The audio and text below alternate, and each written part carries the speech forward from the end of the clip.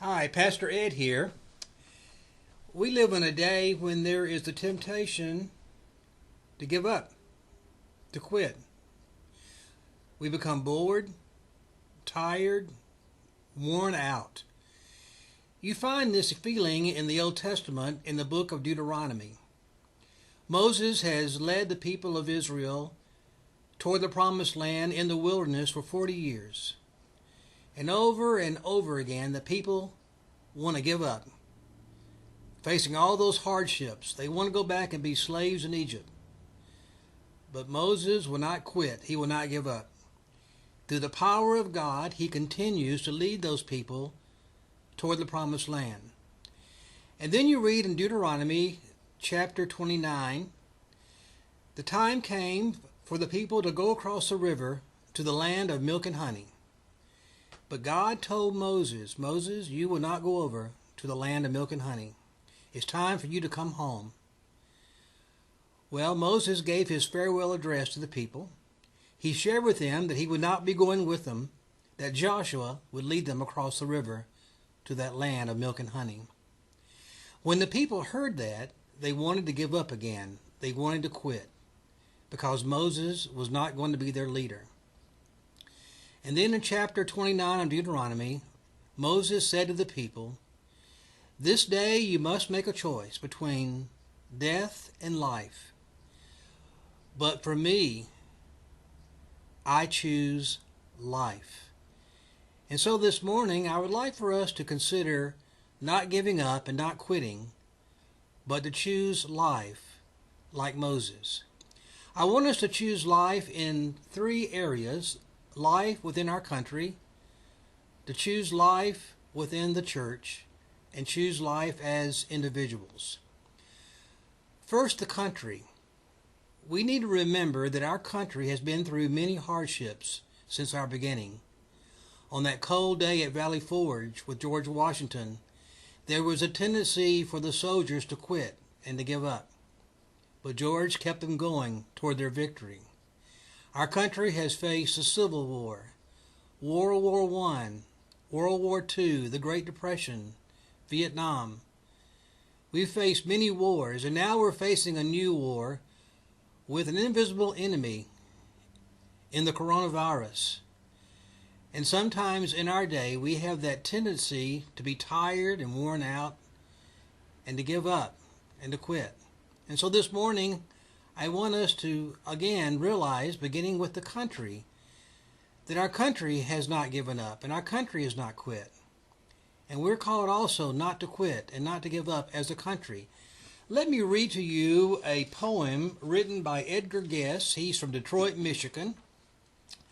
And he would write poetry for the common person. And so this poetry is meant to be more like practical advice. And I think it's perfect for our country and not giving up and not quitting. Listen to his words when he said, when things go wrong, as they sometimes will, when the road you're trudging seems all uphill, when the funds are low and the debts are high, and you want to smile, but you have to sigh, when care is pressing you down a bit, rest if you must, but don't you quit.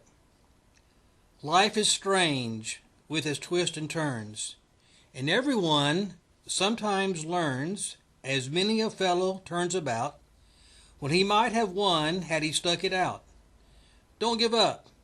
Though the pace seems slow, you may succeed with another blow. Success is failure turned inside out, the silver tint of the clouds of doubt. And you can never tell how close you are.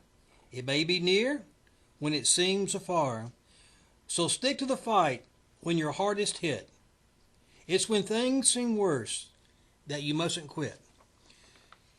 Good practical advice for our country. Not to quit. Like Moses calls us as a nation to choose life. And then as a church. In the 1940s, there was a small church in Alabama that normally had about 40 people in worship on Sunday morning. The church is in a small country town that was dying. The church was struggling financially, and yet they did not quit. They continued to give their monies to the church and their missions. They had Sunday school, they had worship, and they had training for their few children and young people. On December the 19th, 1943, at 7:30 in the evening, this little church had a Christmas pageant. You know the story of the wise men and the shepherds and Mary and Joseph and the baby Jesus, acted out by the children. Let me tell you where those children are today, what happened to their lives. One little girl in that play became a missionary. One little girl in that play became the wife of a pastor. One little boy in that play became a campus minister in Florida. And two boys in that play, one became the minister of a large Baptist church, and the other became a minister of a large Methodist church. Praise be to God, that little church in South Alabama did not quit, did not give up. And look what happened. From that little church came these great personalities who became ministers and served the Lord. And the same is true for our church and for all churches, no matter whether they're small or large. Don't quit. Don't give up, because you never know the blessings that come from your church in the future. And then the final thing that I want to say is that we can't quit as individuals. There was a pastor named John Claypool that was a pastor in the Episcopal Church in Birmingham, Alabama for a number of years. And one day he made a hospital call on two of his members, and they both were 90 years old, and they were both very sick. He went to the first room to see one of his members, and as he entered the room, he felt despair and depression. And his member of the church, that older lady, began to say to him, she said, "John, the doctors are horrible here, and the nurses do not give me any attention. And I can't sleep at night because it's so noisy here in this hospital. And the linens of the bed feel like sandpaper, and the food's terrible." John tried to perk her up and cheer her up, but with no avail. He left the room depressed and down. He went to the next room to see the other church member that was 90 years old and very sick. And when he entered the room, he discovered that the room was full of light and joy. And the lady said to him, "John, the doctors here are wonderful, and the nurses give me all this attention." And John said, "Well, how is sleep? Could you sleep well?" "Oh, I sleep great. Do you know, John, they change my linens every day? It's just amazing. I'm in the lap of luxury here." And then John said, "Well, how is the food?" "The food's delicious.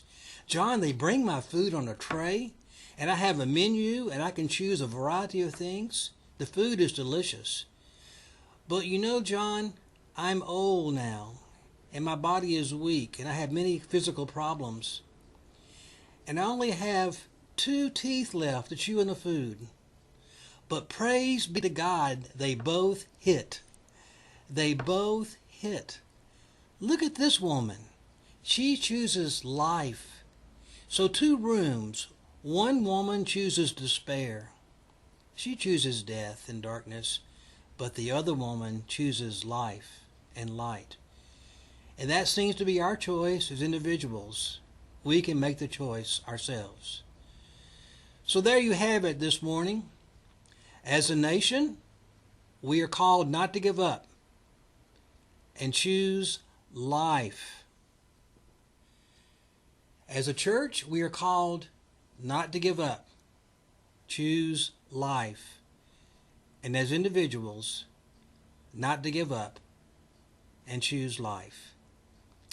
God bless you. I hope to see you soon.